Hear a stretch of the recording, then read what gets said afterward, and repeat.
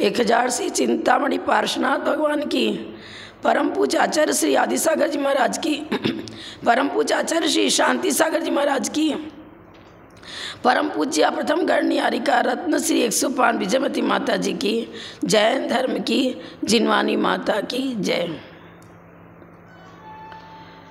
ये न स्वयं बोधमयेन लोका आश्वासिता केचन चित्तकार्ये प्रबोधिता केचन मोक्ष मार्गे तमादिनाथं प्रणमामि नित्यं, तमादिनाथं प्रणमामि नित्यं। बंधु, यह मनुष्य भाव बहुत पुण्य से प्राप्त हुआ है, लेकिन अहंकार और ममकार के वशीभूत हुआ यह जीव पंचेंद्रिय विषय भोगों में तन्मय हो जाता है और उच्च पद को प्राप्त कर लिया तो अहंकार इतना ज़्यादा हो जाता है कि धर्म को भूल जाता है, कर्तव्यशीलता उसके अंदर रहती नहीं, और जो कर्तव्यशील नहीं है उसका भावी जीवन कभी सुखमय नहीं हो सकता। हमें हमेशा कर्तव्यशील होना चाहिए, परिवार के प्रति कर्तव्य, देश के प्रति कर्तव्य, समाज के प्रति कर्तव्य, त्याग और वैराग की भावना और आचरण भी अच्छा होना। अपने चारित्र की ओर यदि हम ध्यान नहीं देंगे, संयम जीवन में नहीं रहा तो मनुष्य भाव को पाना व्यर्थ चला जाएगा। एक संत के प्रति भी हमारी भावनाएं अच्छी नहीं बन पाती। एक कथानक मिलता है, यद्यपि 2000 वर्ष पुरानी बातें हैं लेकिन अनुकरणीय हैं, समझने योग्य हैं। दक्षिण प्रदेश में एक नगर था, उस नगर में तिरुवल्लुवर नाम का एक सद्गृहस्थ रहता था। सद्गृहस्थ ही था वो, लेकिन बहुत अच्छी प्रवृत्ति का था। उसकी प्रशंसा सभी करते थे। एक व्यक्ति को उसकी प्रशंसा पसंद नहीं आई और उसने सोचा, लोग कहते हैं यह कभी क्रोध नहीं करता, किसी का बुरा नहीं सोचता, क्रोध को जीत लिया है इसने, कितनी परेशानी आए, कितनी विपरीत वातावरण, कितना विपरीत वातावरण मिले, क्रोध इसको आता ही नहीं है। अब एक देवदत्त नाम का श्रेष्ठी पुत्र था और बहुत धनी था, युवा था, सुंदर भी था। अपने धन यौवन के प्रति उसको बहुत घमंड था। सोचता हमारे को तो कोई नहीं पूछता, इसी को सब कहते हैं, मैं इसको डाउन करूँगा। और वो क्या करता था, कपड़ा बुनता था, तैयार करता था। एक छोटी सी दुकान थी, उसमें चादर बेचता था और बुनाई खुद अपने घर में करता था। चादर का निर्माण उसके द्वारा स्वयं अपने हाथ से करता था। अपने बुने हुए कपड़े को बेच रहा था दुकान में बैठकर। यह देवदत्त जिसकी मैंने चर्चा करी, श्रेष्ठी पुत्र था, पहुंचता है उसकी दुकान पर और कहता है, भैया तू चादर बेचता है, मुझे भी दिखा, मुझे लेना है। ठीक है, दिखाया। उसने क्या किया, लिया चादर और फाड़ दिया। अरे इतना बड़ा चादर मुझे नहीं चाहिए था, मुझे तो आधा ही चाहिए था। तो बता अब इसका मूल्य कितना? पहले मैंने आपको बताया था इसका मूल्य 100 रुपये है, तो आपने आधा कर दिया, चलो 50 रुपये दे देना। फिर थोड़ी देर रुकता है और रुक करके, अरे नहीं इतना नहीं, और फाड़ देता। अब मुझे को तो चौथाई चाहिए, बता इसका कितना मूल्य है? चलो 25 रुपये दे देना, चौथाई है तो। उसने और फाड़ दिया। इस तरह चिंदी चिंदी करता गया, 4-5 टुकड़े कर दिए। अरे ये तो बहुत छोटा हो गया, अब तो मुझे लेना ही नहीं है। ठीक है, कोई बात नहीं। इतना करने के बाद भी वो नवयुवक देखता है वास्तव में इसको क्रोध नहीं आया, शांत चित्त है बिल्कुल। अब सोचने का इसका नुकसान क्यों करूं, गरीब व्यक्ति है, मेरे पास तो बहुत पैसा है। तो कहा कि ठीक है, मैं तुझे 50 रुपये दे देता हूँ। उसने कहा, तुम इस चादर का मूल्य रुपए में आंक रहे हो, लेकिन इसका मूल्य रुपए से नहीं है। आप ये भी पैसा ले जाओ, मैं तो इसको जोड़ जाड़ करके घर में अपने काम में ले लूँगा, क्योंकि बहुत मेहनत से ये चादर तैयार हुआ है। पहले तो किसान ने खेत जोता, बीजारोपण किया, सिंचन किया, प्रतिदिन धूप में रहकर खेती में काम किया, फिर कपास जब रुई में आया तो उसको निकाला और फिर बिनौला में बीज को अलग किया, उस रुई को धुना गया, फिर उससे तक रुई पहल तैयार हुई और तकली में उसका धागा तैयार किया गया, फिर धागा को पक्का बनाया गया, फिर मशीन में उसको बुना गया। कितना परिश्रम हुआ, वर्षों की परिश्रम से जो चादर तैयार हुआ है, इसका मूल्य तो ये होता था कि कोई व्यक्ति इसको उपयोग में लाता, सर्दी गर्मी में वह इसको प्रयोग में ला करके अपने जीवन की रक्षा करता, किसी के जीवन की रक्षा, किसी के सुख का कारण बनता यह व्यक्ति, यह चादर, तो समझता कि हाँ इसका मूल्य पूरा हुआ। सोच क्या किया तूने। मानता हूँ तू बहुत धनाढ्य है, एक रईस व्यक्ति है, तेरे पास बहुत पैसे हैं, पर पैसे का अहंकार जो तू कर रहा है यह उचित नहीं है। कोई गरीब व्यक्ति भी क्यों ना हो, उसने जो परिश्रम किया है उस परिश्रम को मूल्य देना चाहिए, और परिश्रम का मूल्य यही होता है उसका सदुपयोग हो।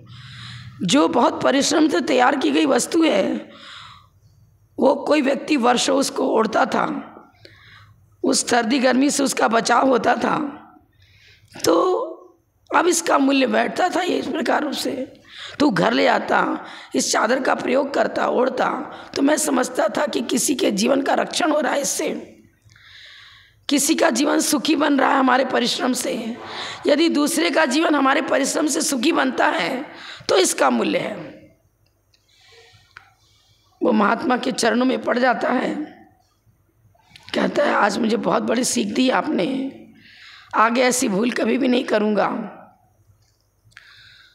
तो यह जीव समझ नहीं पाता, अहंकार और ममकार में मस्त हुआ, विवेक को खो देता है। एक नवयुवक, उसकी राजा से मैत्री थी। क्या हुआ, पाप कर्म के उदय से इसकी संपत्ति लुप्त हो गई, गरीबी आ गई। सोचता है राजा से मेरी बहुत गहरी मित्रता है, पहुंचता हूँ उसके पास, कुछ ना कुछ तो सहयोग करेगा मित्र होने के नाते। पहुंच गया राजा के पास। राजन, आप पुराने मित्र हो मेरे, लेकिन आज पाप के उदय से मेरी स्थिति बहुत विषम हो चुकी है, खाने को रोटी भी नहीं, आप मुझे कुछ सहयोग दे दो, हम आपका उपकार हमेशा स्वीकार करेंगे। राजा ने कहा कोई बात नहीं, मैं 2 से 4 बजे तक का समय देता हूँ, दोपहर में 2 बजे आना और 4 बजे तक मैं आपको कुछ दूंगा, अवश्य दूंगा। आप सबसे पहले रत्नों के खजाने में भेजूंगा और 2 से 4 के बीच में वहाँ से जो कुछ लेना चाहो ले लेना, कोई तकलीफ़ नहीं। ठीक है, पहुँचता है, बहुत खुश होता है, गया और उसकी राजा के जो कर्मचारीगण थे, कोषाध्यक्ष वगैरह, वो ले गए उसको रत्नों के खान, जहाँ पर उसके रत्नों का खजाना छिपा था, ले गए। बहुत बड़ा फ्लॉट, रत्न में एक से एक वस्तु रखी थी, और दिखता है अरे बहुत सुंदर पक्षी है, इतना सुंदर रत्नों से चढ़ा हुआ, ये बहुत अच्छा खिलौना है। अनेक प्रकार के खिलौने रत्न जटित वहाँ रखे थे। उन खिलौने को उठाता, रखता, उसकी सुंदरता को देखता, फिर आगे बढ़ा, एक से एक सुंदर वस्तु। वो सुंदरता को देखते देखते उसी में लिप्त हो गया, कुछ भी नहीं ले जा सका। और 4 बज गया, कर्मचारी आते हैं, निकलो यहाँ से, निकाल दिया उसको, कुछ भी नहीं ले पाया। राजा के पास पहुँचा, क्या करूँ, मैं तो खिलौनों को देखने में रह गया, कुछ भी नहीं ले पाया, आप क्षमा करें, मुझे पुनः अवसर दें कुछ। चल दूसरे दिन भी समय देता हूँ मैं, 2 से 4 का ही समय देता हूँ। सोना जहाँ मेरा रखा हुआ है सब स्वर्ण में, आभूषण स्वर्ण में सारी चीज़ें रखी हुई हैं, उस सोने के खजाने में तुझे भेजूँगा, ले जाना, लेकिन टाइम वही रहेगा 2 से 4, उसके आगे कुछ भी नहीं ले आ सकोगे आप। बीच बीच में जो भी ले जाना चाहो ले जाना। ठीक है, बहुत अच्छे मित्र हो आप, तो मेरा बहुत उपकार कर रहे हो, मुझसे गलती हुई तो भी आपने ध्यान नहीं दिया। ठीक है, जाओ। दूसरे दिन भी वही हुआ। सुवर्ण में घोड़े का बहुत शौकीन था, घोड़े पर बैठ गया। अरे बहुत अच्छा लग रहा है, सोने का घोड़ा बैठने को मिला है। कहीं हाथी मिल गया, कहीं कुछ खिलौने भी बहुत सारे रखे थे स्वर्ण में, आभूषण बहुत सारे रखे थे, हार एक से एक सुंदर आभूषण, उसको देखने में रख गया, मस्त हो गया उसी में। 4 बज गए, कुछ भी नहीं ले आ सका, निष्कासित हुआ पुनः। तीसरे दिन राजा से पुनः पश्चाताप पूर्वक कहता है, मैं बार बार भूल कर रहा हूँ, पर आप मुझ पर कृपा करो। ठीक है, एक और चांस देता हूँ, चांदी के खजाने में भेजूंगा तेरे को, 2 से 4 के बीच में जो भी चांदी ले जाना चाहो ले जाना। ठीक है, गया। अब सोचता है ले जाऊंगा जरूर, लेकिन चांदी की सुंदर सुंदर एक से एक आभूषण, एक से एक वस्तुएं वहाँ रखी थी। वो तो पंचेंद्रिय विषय भोगों का लोलुपी था, जो कभी देखने को नहीं मिला वो देखने को मिल रहा है, चकाचौंध लिप्त हो गया उसी में। अब कुछ भी नहीं ले जा सका उस दिन भी।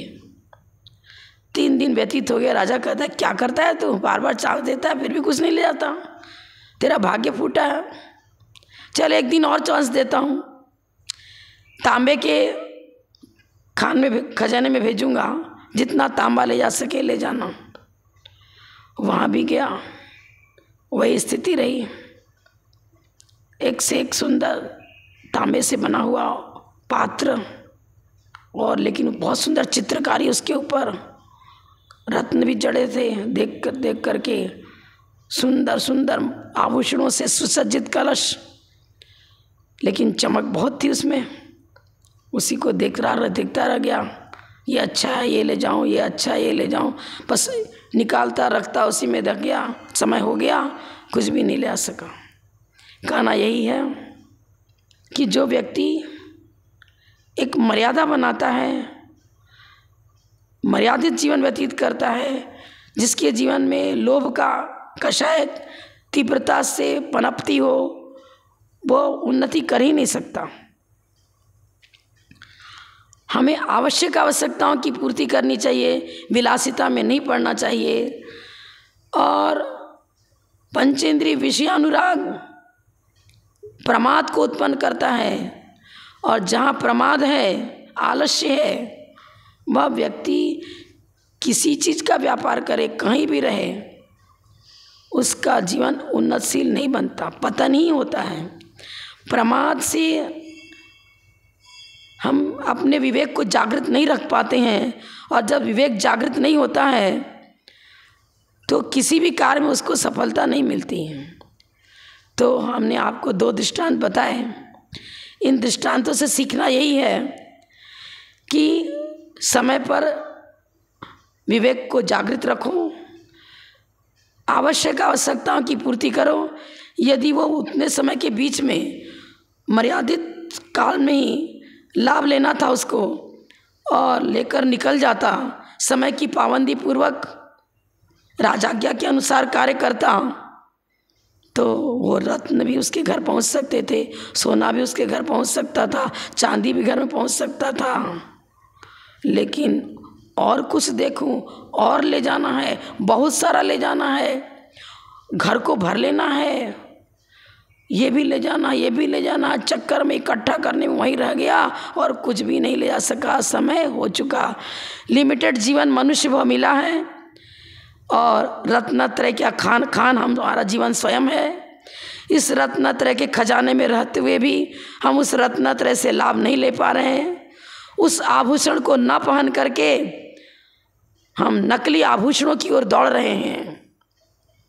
शरीर की साज सज्जा में लगे हुए हैं, शरीर को सजाने में पूरा जीवन व्यतीत कर दिया। लेकिन जो रत्नत्रय भव में साथ देना था, जो हमारे जीव द्रव्य को अलंकृत करने वाला था, ये तो शरीर को अलंकृत कर रहे हो आप। जीव द्रव्य की शोभा तो रत्नत्रय से थी, उस रत्नत्रय की कीमत को समझा नहीं। शरीर को खिलाने पिलाने में, सजाने में, मकान को सजाना, खिलाना, मकान को सुसज्जित करना, पुत्र पौत्र धन धान्य संपत्ति जो भव में साथ नहीं जाती है, उसी में उलझे रह जाते हैं। और जो स्थायी संपत्ति हमारी, जिससे हमारी शोभा त्रैकालिक बनी रहती है, उस रत्न को पहचाना नहीं और समझा नहीं, उसको सुरक्षित नहीं किया, उसको पनपाने का प्रयास नहीं किया, उधर दृष्टि ही नहीं गई हमारी, बहिर्मुख दृष्टि हो रही है। एक मकान मिल गया, दूसरा मकान चाहिए, तीसरा मकान चाहिए, ऐसा फर्नीचर चाहिए, सोना चाहिए, हीरा चाहिए करते रहते हैं और उसकी दौड़ में दौड़ रहे हैं और इकट्ठा करो, लेकिन कुछ भी साथ में जाना वाला नहीं। पुनः अंधकार ही अंधकार है। पुण्य जो पूर्व भाव का था वो भी खत्म, कुछ ब्याज में कुछ मिला नहीं, मूल भी गया और ब्याज भी गया और खाली हाथ जाते हैं, पाप का पुंज लेकर जाते हैं, नरक निगोद में फिर दुख झेलना पड़ता है। तो हमें यही, हमारे जीवन में कभी दुख ना आवे, इसके लिए हमें अपने आत्मद्रव्य की रक्षा करनी है, आत्मिक गुणों की रक्षा करनी है, भोग विलास में नहीं पड़ना है, लोभ कषाय पर विजय प्राप्त करना है, सत्संगति करनी है। तो अहंकार ममकार को छोड़ते हुए प्राणी मात्र के प्रति हित की भावना रखो। जो कि दूसरे के लिए कष्टकारी है, उसको कभी भी दूसरे को पीड़ा पहुंचा करके अपने जीवन को सुखी बनाने का प्रयास मत करो। दूसरे के कष्ट को देखकर हमारा हृदय द्रवित होना चाहिए और उसके कष्ट को दूर करने का प्रयास करना चाहिए। लेकिन उस व्यक्ति ने क्या किया था, अहंकार और ममकार में भरा हुआ चादर को फाड़ता गया और फिर कहता मुझे कुछ नहीं लेना है। इस प्रकार का दुर्व्यवहार हमारे मानवता को नष्ट करने वाला है। दानवीय प्रवृत्ति जागृत होती है, दानवीय प्रवृत्ति जिसके जीवन में जागृत है उसका जीवन बिगड़ जाता है, भविष्य बिगड़ता है। तो हमारा भावी जीवन सुखी हो, इसके लिए अपने भविष्य को उज्जवल बनाने के लिए क्षमा, अहिंसा, सत्य, आचार्य, ब्रह्मचर्य, अपरिग्रह, इन भावनाओं को, इन व्रतों को अपने जीवन में स्वीकार करो, जिससे भव में हमारा जीवन सुखी हो सकेगा। इस भव में भी हम उज्जवल यश को प्राप्त कर सकेंगे, परभव भी सुधरेगा और परंपरा से स्थायी सुख के पात्र बन सकेंगे। इतना ही कहकर विराम लेती हूँ। जब लोग परम पूज्य अपतम गणनीय हरिका रत्न श्री 105 विजयमती माता जी की जय। जय धर्म की।